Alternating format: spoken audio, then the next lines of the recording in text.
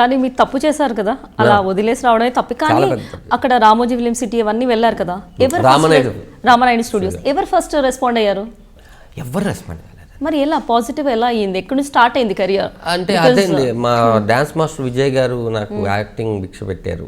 అక్కడికి వెళ్ళిన తర్వాత సత్యమావి గారితో ఆయన యాక్టింగ్ ట్యూటర్ అనమాట. మాకు యాక్టింగ్ నేర్పించేసరికి ఇప్పుడు నాకు యాక్టింగ్ వచ్చింది, ఇప్పుడు నేను దేనికి పనికి వస్తాను, నేను ఒక కామెడీ చేయడానికి పనికి వస్తాను, అందరూ నన్ను చూసి నవ్వుతున్నారు. ఈ టైంలో తేజ గారు జై అనే సినిమాకి పేపర్లు యాడ్ ఇవ్వడం, ఫోటోలు పంపించడం, ఆయన సెలెక్ట్ చేసి ఫిలిం సిటీలో షూటింగ్. అంటే ఫస్ట్ టైం రామోజీ ఫిలిం సిటీకి వెళ్ళి అసలు అది మామూలు విషయం కాదు, అంత పెద్దది. వెళ్ళంగానే అందులో ఒక సీన్ బాగా చేసామని మెచ్చుకోవడం.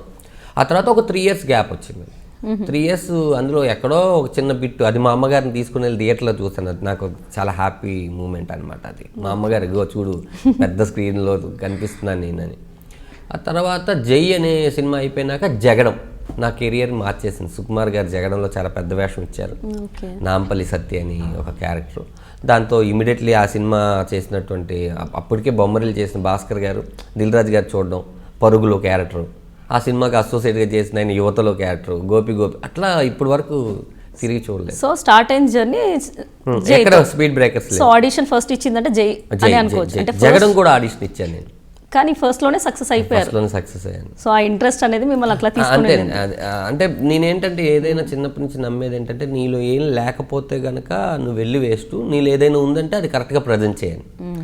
నీలో ఉన్నది ఎప్పుడు దాచేసుకున్నా లేకపోయినా కూడా వేస్టే కదా. అందుకని ఉన్నది నేను కరెక్ట్గా ప్రజెంట్ చేస్తాను, అది నాకు కాన్ఫిడెంట్ అనమాట. మరి స్కూల్ 10th లో ఆపేస్తారు కదా, పాస్ అయ్యారా? లేదు, తెలియదండి ఇప్పుడు. అసలు రాసారా లేదు? రాసి వచ్చేసాను, తెలియదు ఏం జరిగింది. అసలు మళ్ళీ ఆ తర్వాత ఊరు కూడా వెళ్ళలేదు. టచ్లో ఉన్నారా వాళ్ళ ఫ్రెండ్స్ ఎవరైనా? అంటే ఎవ్వరు లేరండి నాకు. అంటే మా అమ్మగారితోనే లాస్ట్ నాకు. అటు సైడ్ మా తాతగారు చిన్నప్పుడు, నేను పుట్టినప్పుడు మా తాతగారు తాడేపల్లి గుడి అది తెలుసు, ఎక్కడో తెలియదు. హనుమాన్ జంక్షన్లో మా అమ్మ వాళ్ళ అమ్మమ్మ కానీ, మా అమ్మమ్మ కానీ, తాతయ్య కానీ, చుట్టాలు కానీ ఎవరు తెలియదు నాకు. చెప్పాలంటే ఇప్పుడు నేను నా మిస్సెస్ నుంచే ఫ్యామిలీ. మా మిస్సెస్, నాకు ఒక 2 కొడుకులు, మా అత్తయ్య, మామయ్య, బామ్మర్ది, మా మరదలు, వదినలు, ఇదే. సో ఆ ముందు రిలేటివ్స్ ఎవరు టచ్లో ఎవరు లేరండి. మళ్ళీ రీబర్త్ అని చెప్పాలి. అంతేనా? స్కూల్ లైఫ్లో గుర్తుండిపోయే సంఘటన అలాంటిది ఏదైనా? ఉన్నాయండి, ఆ బోల్డ్ అని ఉన్నాయి. అంటే ఇప్పుడు సతీష్ అనే ఫ్రెండ్ తెలుసు, ఎప్పుడైనా ఫేస్బుక్లో మరి టచ్లోకి రావాలి అనమాట. అరే సతీష్ చూస్తే కనుక టచ్లోకి రావాలి, నా బెస్ట్ ఫ్రెండ్. ఈ చిన్నప్పుడు ఏంటంటే ఈ క్యాసెట్లు ఉంటాయి కదండి, నాకు బాగా చిన్నప్పటి నుంచి ఎందుకు మరి సినిమాకి సంబంధించిన ఆటలే ఆడుకునేవాడిని. ఈ క్యాసెట్లో పెదరాయుడు సినిమా ఫుల్గా ఉండేది, అటు సైడ్ తిప్పితేనేమో కొండవీడి దొంగ సినిమా ఫుల్గా ఉండేది. ఈ 5 రూపాయలు ఇస్తే వాళ్ళు ఎక్కిచ్చి ఇచ్చేవాళ్ళు అనమాట. 14 పాటలు ఎక్కాయి. ఎక్కడో బాగా కొంచెం డబ్బున్న మేడ పక్కన 4-5 క్యాసెట్లు పడేస్తే నేనేం చేసేవాడిని అంటే, అవి చిరిగిపోయి ఉన్న క్యాసెట్లన్నీ మళ్ళీ స్క్రూ డ్రైవర్ పెట్టి స్పూన్ పెట్టి తిప్పి దాన్ని మళ్ళీ ఆ చక్రంలోకి పెట్టి దాన్ని టైట్గా చేసి ఒక 200 రూపాయలు డెక్ అనేవాళ్ళు అనమాట. రేప్ రికార్డ్ని డెక్ అనే ఆ డెక్లో పెట్టుకొని రాత్రంతా వేసి ఇది మనం బాగు చేసింది, పాటలు వస్తాయని ఎవరినో లేపి వినిపించడం. ఇదంతా కూడా స్కూల్ లైఫ్లో అంటే బాగా చదివిన దాంట్లో ఏంటంటే మనం ఫస్ట్ బెంచ్లోనే కూర్చోం, లాస్ట్ బెంచ్ ఎక్కడో మిడిల్లో. మన దాకా రావంటే ముందోడు చెప్పాలి కదా, మనం చెప్పేసామంటే చివరోడు కూడా చెప్పేస్తాడు కదా అని ఒక కాన్ఫిడెంట్ అనమాట. సో ఎలా ఉండేవాడు ధనరాజు స్కూల్లో? బుద్ధిగానే ఉండేవాడండి, చాలా సిన్సియర్. అంటే వెళ్ళిన పని చేయాలి, వాళ్ళు ఏదో చెప్తారు, చెప్పిన మాస్టర్లు చెప్పిన రాసుకోవాలి, రాసుకుని బాగుంటే చెప్తారు, బాగోపోతే తిడతారు, అంతే అండి. సో ధనరాజ్ మంచి బాలుడు లాంటి వాడు. అప్పుడు నాకున్న ఎవరు నాకు తెలిసిన ఫ్రెండ్స్ చెప్తే తప్ప తెలియదు నేను ఎలాంటి వాడు. నా వరకు నేను మంచివాడిని అని చెప్తాను కదా డెఫినెట్గా. సో కాలేజ్ డేస్ మిస్ అయ్యాను, ఆ ఎంజాయ్మెంట్ పోయింది అని ఎప్పుడైనా అనిపించింది? లేదండి, షూటింగ్ లో హీరో ఫ్రెండ్ గా బోల్డ్ అని కాలేజెస్ తిరిగేసాను. అన్ని ఒక్క కాలేజ్ ఏంటి అన్ని చేసేసానంటారా? ఇంజనీరింగ్ స్టూడెంట్ గా చేస్తావు, ఇంటర్ స్టూడెంట్ గా, డిగ్రీగా, తర్వాత ఏదైనా ఫేర్వెల్ డే ఫంక్షన్స్ ఉన్నప్పుడు అప్పుడు వెళ్ళినప్పుడు మిస్ అయిన ఫీలింగ్ కనిపిస్తుంది. నేను అది స్టూడెంట్స్ కూడా చెప్తూ ఉంటాను అనమాట. ఏ డిసిషన్ తీసుకున్నా కూడా అప్పుడు నేను తప్పుడు డిసిషన్ తీసుకున్నాను, ధనరాజు ఒకడు వచ్చేసి సక్సెస్ అయ్యాడు కదా అని మిగతా వాళ్ళు అవుతారనేది లేదు. ఇప్పుడు మీకు అమ్మ నాన్న వీళ్ళందరూ, అప్పుడు నాకున్న పరిస్థితులు అది. ఇప్పుడు మీరు అమ్మ నాన్నతో చెప్పి కరెక్ట్గా ఒక గోల్ పెట్టుకోండి. ఈ 1 yearలో నేను ఇండస్ట్రీకి వచ్చి సక్సెస్ అయితే ఓకే, లేదంటే మళ్ళీ నేను జాబ్ చేసుకోవాలని పెట్టుకోండి, ఏదో ఒక గోల్ ఉండాలని చెప్తూ ఉంటాను. అప్పుడు మాత్రం అనిపిస్తూ ఉంటుందండి ఆ కేరింతలు, కాలేజ్ క్యాంపస్లు, హ్యాపీ డేస్ సినిమా చూసినప్పుడు లేకపోతే భలే ఉండేది కదా కాలేజ్. ఈ అమ్మాయిలు ఇదంతా ఇప్పుడు మనం మాట్లాడేటప్పుడు ఇండస్ట్రీలో ఫ్రెండ్స్ ఉంటారు, మాట్లాడతాము. అది కాదండి, బాగా మిస్ అయింది ఏంటంటే ఈ ర్యాగింగ్లు ఇవన్నీ చిన్న చిన్న ఉంటాయి కదండి. అంటే అది మళ్ళీ తిరిగి రావు, ఏ విషయమైనా తిరిగి వస్తుందేమో కానీ కాలేజ్ డేస్ తిరిగి రావు కదా, అది బాగా మిస్ అయినట్టు అనిపిస్తుంది నాకు. సో అమ్మాయిల్ని మీ ఫస్ట్ లవ్ స్టోరీ ఎప్పుడు స్టార్ట్ అయింది, ఏ ఏజ్లో? నాకు ఫస్ట్ లవ్ స్టోరీ ఏంటంటే అయస్కాంత ఆకర్షణ శక్తి అంటారు కదండి, అప్పుడు ఎవరిని చూసినా లవ్ చేసేవాడిని నేను బేసిక్గా. సో ఏ ఏజ్లో ఫస్ట్ టైం లవ్ చేశారు?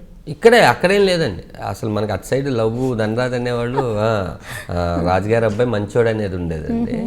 ఇక్కడికి వచ్చిన తర్వాత ఇన్స్టిట్యూట్ అంతా అయిపోయిన తర్వాత నేను ఇంకా ఫీడింగ్ కోసం జై సినిమా తర్వాత డ్యాన్స్ క్లాసులు చెప్పేవాడిని.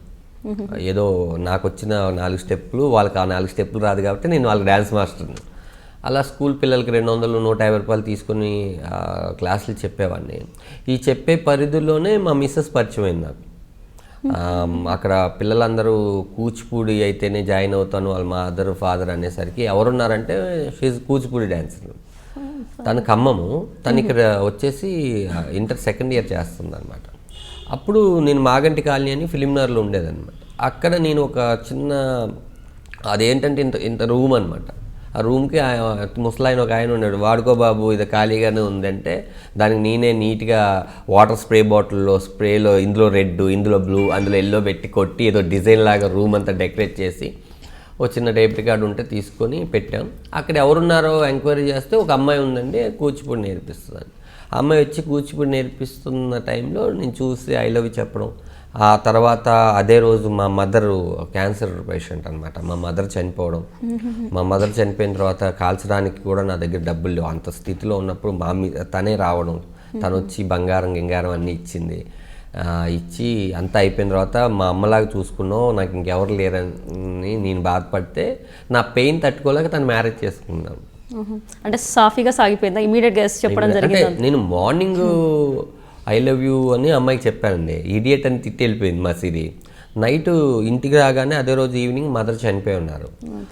అదే రోజు రాత్రి మా ఫ్రెండ్ని పంపిస్తే అమ్మాయి ముక్కు మొహం కూడా తెలియదంటే అలా చూసి, అది కాకుండా నా మీద ఒక బ్యాడ్ ఇంప్రెషన్ ఉంది, ఐ లవ్ యూ చెప్పాడని. ఇలా ధనరాజు వాళ్ళ మదర్ చనిపోయారు, దగ్గర డబ్బులు లేవు అంటే అమ్మాయి నా దగ్గర డబ్బులు లేవని గాజులు, ముక్కు పుడక, ఉన్న డబ్బులన్నీ, అంటే డబ్బులు అంటే అసలు ఏం లేకుండా ఒంటి మీద అన్నీ తీసిచ్చేసింది. అన్నీ తీసిచ్చేస్తే అది అమ్మేసరికి, అమ్మడం అంటే తాకట్టు పెడితే 13,000 వచ్చినాయి అప్పట్లోనే.